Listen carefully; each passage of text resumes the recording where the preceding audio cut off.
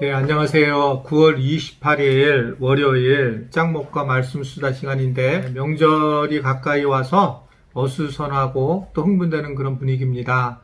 물론 코로나19로 인해서 우리가 또 이렇게 이동하는 것은 자제를 해야 되는 상황이지만 어떻든 명절인 그런 분위기는 숨길 수가 없는 것 같습니다. 그래서 오늘 9월 28일 월요일인데 우리 짱목과 말씀 수다 시작하도록 하겠습니다. 하나님 말씀은 시편 24편 1절부터 9절의 말씀이에요. 하나님 말씀을 보시겠습니다. 땅과 거기에 충만한 것과 세계와 그 가운데에 사는 자들은 다 여호와의 것이로다. 여호와께서 그 터를 바다 위에 세우시며 강들 위에 건설하셨도다.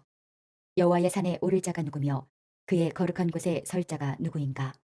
곧 손이 깨끗하며 마음이 청결하며 뜻을 허탄한 데에 두지 아니하며 거짓 맹세하지 아니하는 자로다. 그는 여호와께 복을 받고 구원의 하나님께 의를 얻으리니 이는 여호와를 찾는 족속이요 야곱의 하나님의 얼굴을 구하는 자로다. 셀라. 문들아 너희 머리를 들지어다. 영원한 문들아 들릴지어다. 영광의 왕이 들어가시리로다. 영광의 왕이 누구시냐.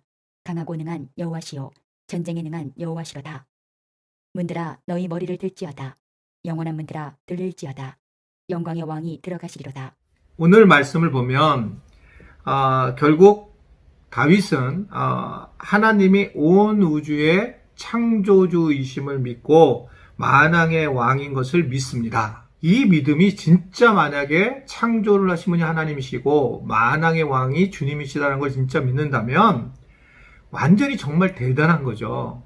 삶이 완전히 바뀌어 놓는 그런 믿음이 될 겁니다. 창조하신 분이 하나님이신 걸 믿는 거예요. 그래서 우리가 수요일 날 설교 말씀 중에 이제 저희가 기독교의 기본적 진리를 좀 하고 있는 중에 첫 번째가 창조주 하나님이었던 이유가 창조주 하나님만을 정리를 하게 되면 우리는 상당히 많은 것들을 정리할 수 있기 때문에 진짜 믿는다면 그러한 믿음이 얼마나 중요한지 이것을 우리가 알 수가 있습니다. 사람들이 그런데 진짜 이걸 믿는다면 그렇다면 삶의 변화가 일어나는 것이 정상적인데 그냥 교리적으로 믿는 거고 교리적으로 우리가 생각을 하는 경우가 굉장히 많이 있다는 거죠. 그러니까 참 지금 생각하면 어리석은 게 참 많았는데 예전에 성령님이 임재했다. 이것에 대해서 대부분 얘기한 게 뭐냐면 방언이었고 그래서 네가 방언을 유창하게 한다. 그것은 굉장히 성령이 충만한 거다라고 그렇게 정말 어리석은 생각을 했던 적이 있습니다. 지금도 하는 교회가 많을 건데 아마 우리 교회 교인들은 그렇지 않을 거죠. 네, 그러지 말아셔야 됩니다. 결국은 그렇게 우리가 한쪽에 쏠려서 신앙생활하면 정말 유치하고 그리고 바른 신앙을 갖지 못하는 거죠. 창조주 하나님을 진짜 믿는다면 우리가 나타나는 현상은 뭐냐면 우리의 삶 자체가 바뀌어야 한다. 아멘이세요?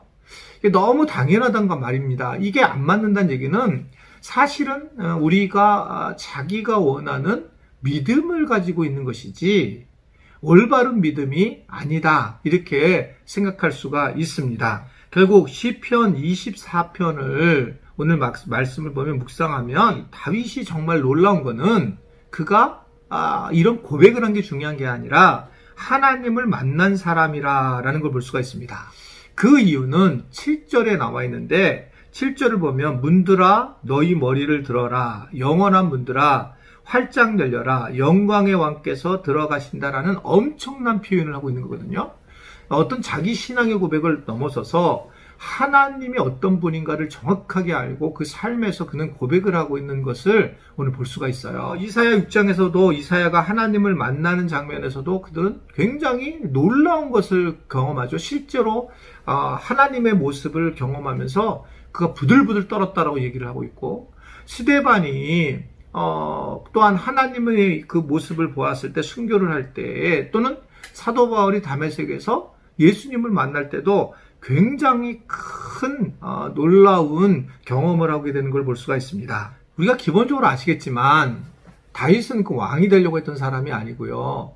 그리고 왕이 되려고 노력했던 사람도 사실은 아닙니다. 그런데 그가 얼마나 하나님을 깊이 만났는가에 대해서 알 수 있는 부분이 그가 이제 말년에 성전 건축을 위한 바친 재물이 있어요. 왕이라고 해도 그 재물이라는 게 한계가 있잖아요. 그런데 그가 이 재물의 양을 보면 역대상 29장을 보면 금 3,000달란트, 은 7,000달란트를 바쳤다고 얘기를 해요.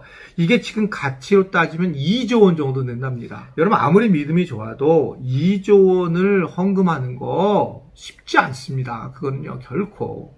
이것은 그가 다윗이 하나님을 깊이 만났기 때문에 가능하다라고 볼 수가 있습니다. 이렇게 시편이 긴데 왜 이렇게 시편이 길까? 하나님을 믿을 때에 이 다윗처럼 믿어야 된다는 겁니다. 그래야지 우리 인생에 참 놀라운 변화가 임하게 된다라고 볼 수가 있습니다. 결국 오늘 3절에도 보면 누가 주의 산에 오를 수 있으며 누가 그 거룩하세 돌아설 수 있느냐라고 하는 질문을 던지면서 4절부터 6절을 보면 손이 깨끗하거나 마음이 해맑고 헛된 우상에 마음이 팔리지 않고 거짓 맹세를 하지 않고 그래야지 주님께 인정을 받고 의로운 인으로 세워지고 그리고 주님을 찾고 하나님의 얼굴을 사모하는 야곱과 같은 사람이 된다.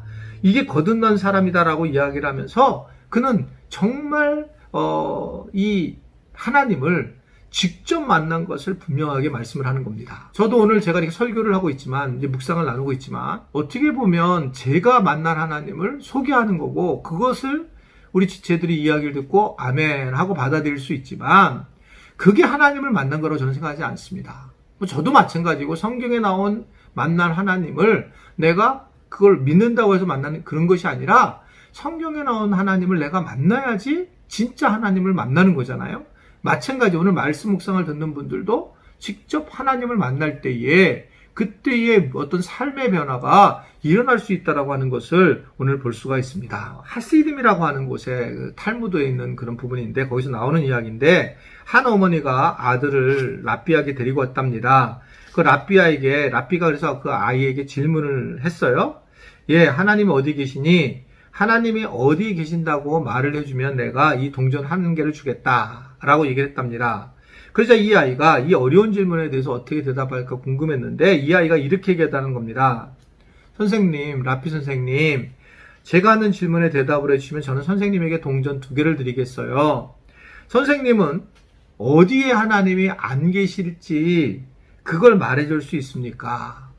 안 계신 곳을 라고 그런 이야기를 했다는 겁니다. 결국 이 아이의 깨끗한 눈으로 보면 하나님이 안 계신 곳이 없다. 하나님은 어디에 계시고 우리가 하나님을 찾고 믿지 않아서 그러지 실제로 하나님을 우리는 믿을 수밖에 없다는 거죠. 이제 이 추석이 다가오면 이제 날씨가 시원해지잖아요.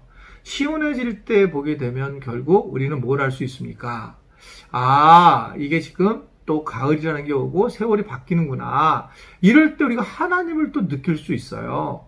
과실이 맺는 걸 보면 하나님을 느낄 수 있습니다. 온 우주에 사실 하나님의 기운이 충만한 걸 볼 수가 있습니다. 이 우주 전체 하나님의 기운이 다 있어요. 우리가 이것을 믿느냐 사실 안 믿느냐라고 하는 차이다. 이렇게 볼 수가 있습니다. 그분은 만왕의 왕이시다 라고 인정을 하면서 야 문들어 머리 들어라. 그런 얘기 하잖아요. 머리 들어라. 그리고 영광의 왕이 들어가신다. 할렐루야 하면서 실제로 그는 믿음을 갖고 이야기를 하고 있는 것을 볼 수가 있습니다. 만왕의 왕이 실제로 그렇게 진행하신다라는 것입니다. 이런 사람들은 진짜 자유로운 사람들이고 그 자유로운 사람들이 결국은 하나님 앞에 세워지는 사람이라고 하는 것을 볼 수가 있습니다. 주님은 최고봉이라고 하는 유명한 책이 있잖아요. 아시잖아요. 그 책 많이 갖고 계셔요.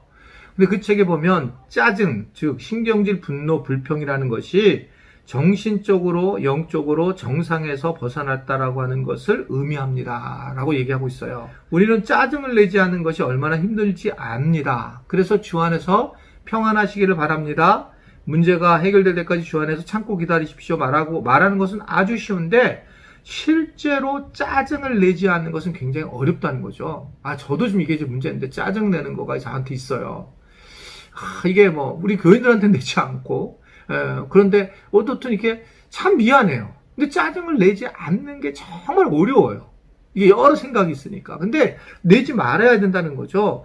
결국 예수님의 평강을 가져야 하는 건데 이게 정말 중요한데 짜증과 신경질은 죄와 연결되어 있습니다. 이번에 명절을 우리가 맞이해서 많은 일들이 벌어질 텐데요. 짜증 이런 것은 이것은 분명히 죄와 연결되어 있다는 걸 알고 우리가 이 하나님의 평강을 누리고 살아가야 되는데 그게 이제 하나님을 절대적으로 믿는 사람들이 얻어지는 것이다라고 하는 것을 볼 수가 있습니다. 짜증은 바로 자기 마음대로 하겠다라는 의지에서 나온 거기 때문에 예수님은 한 번도 짜증을 내거나 걱정하신 경우가 없습니다. 결국 왜 그러냐? 그것은 예수님이 자기 뜻을 이루려고 이 땅에 오시지 않았기 때문에 그래요. 아버지의 뜻을 이루러 왔기 때문에. 우리도 마찬가지입니다. 하나님의 뜻을 이루러 왔잖아요. 근데 우리의 뜻이 관철되지 않는다고 해서 짜증을 낸다는 것은 결국 우리가 바른 신앙을 갖지 못했다라고 그렇게 생각할 수가 있습니다. 예수님은 만왕의 왕이고 그걸 인정한다면 작은 부분이지만 그분을 높여드리는 것이 내 뜻대로 살아가는 것이 아니구나.